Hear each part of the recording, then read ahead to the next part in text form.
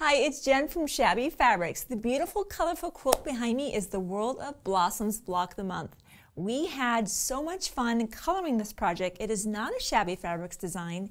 It's actually been out for almost a decade. But when I said, I really want to recolor that in some bright and vibrant colors. The Free Motion Fantasy Collection was my primary inspiration for it. And of course, you know, living in the Pacific Northwest, I get to go to Seattle to the flower market, and I just knew that I wanted to do a floral block of the month, and that's really why I jumped on this project. It does feature three aspects. There is, of course, piecing, and I'm going to show you how simple that is. Pre-fused laser cut applique, and there's just a touch of hand embroidery. But remember, hand embroidery is always optional. I have the very first block here. We'll just be kind of quickly going through that.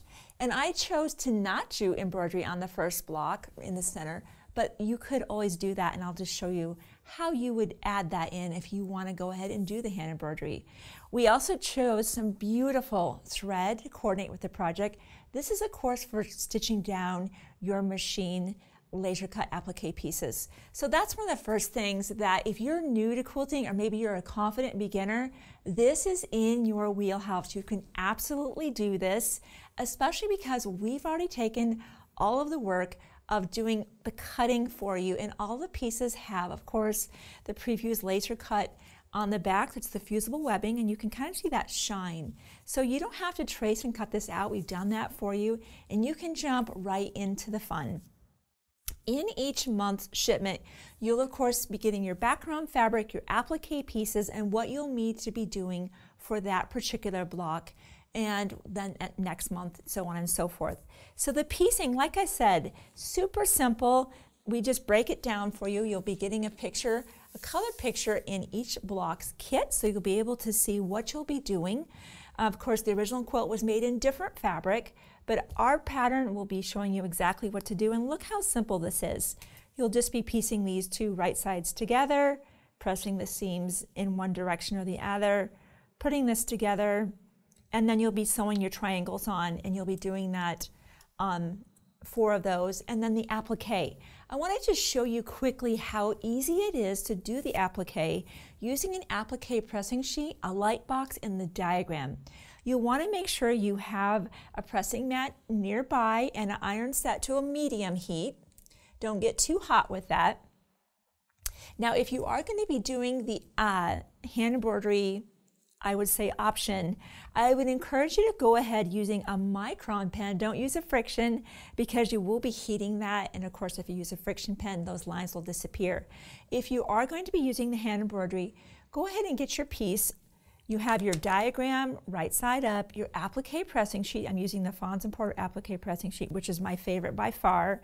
You'll just lay your piece down where it would go, and I like to go ahead and draw my hand embroidery on whenever I can ahead of time. Sometimes, depending on the block, it might not be possible, but if it is, I like to do that, because the more layering that happens, the more difficult it is to see the hand embroidery lines. You can kind of look at your diagram.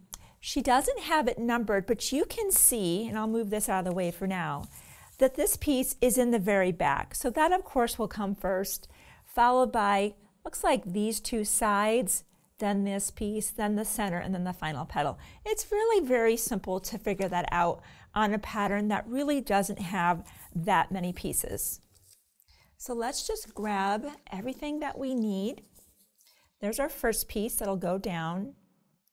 And let's see, we'll be referring to this to figure out, and notice the setting. That's another thing. Her blocks, notice they're set on point. So her diagram, though, is straight up. So you want to kind of hold your diagram or your picture this way to see where each piece goes. There, looks like here. Your side piece, actually this piece goes next, I believe. Your center. Now, one other thing I wanted to mention is there is always a tuck under. So what do I mean by that? This little stem doesn't just come to here and come to here. We make sure we give you in your laser pieces enough so that it extends underneath, and underneath here so that you have a really nice solid layering, and it's not just kind of butting up to each other, but that it truly tucks underneath. So just know that we've taken care of that for you, and when you have your pieces, you'll be able to lay them out and that little trumpet will slide right underneath there. That's all there is to that. Then I just slide this over to my pressing mat, and I love to use my wool pressing mat because it just seems like the project settles down into the wool and it leaves this kind of nice loft on top versus everything getting real flat.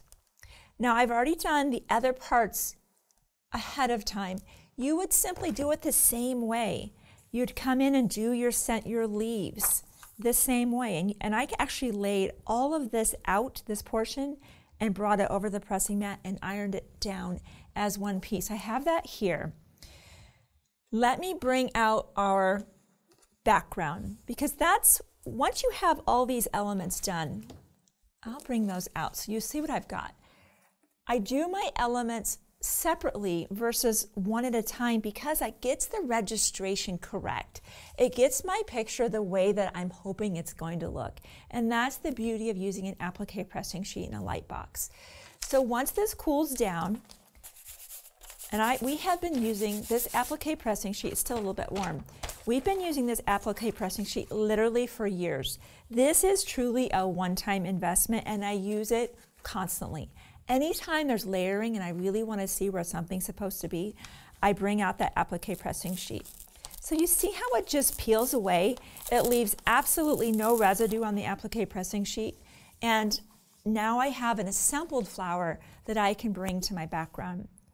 What we discovered with using her diagrams here, this is called Appliqué After Hours. That's the name of the company. This is 12-inch box right here. You actually want your background to be 12.5 inches, but we have cut this to 13.5. Sometimes we like to overcut our background, do the applique, and then square up later with a ruler, which is exactly what we did. And I believe that's also in the instructions. To cut your background larger, applique, stitch around. The edges might fray in the process of appliquing, but that's okay because we're going to square everything up with a ruler. Now to find our center, we just folded our fabric in half and in half again. And that's how we were able to find our center. You might even want to give that a light press. And I'm going to be lining my folds up with the tips of my leaves. So let's line that up here. And that's going to guide me into getting my shape on there as square as can be, because yes, I am trimming it up, but I don't have like inches on either side. I have a 1/2 inch. That's the most I have. So I want to make sure I'm getting it down pretty square. I feel like I'm really good in that place, so I'm going to lay this down. Make sure I didn't bump that.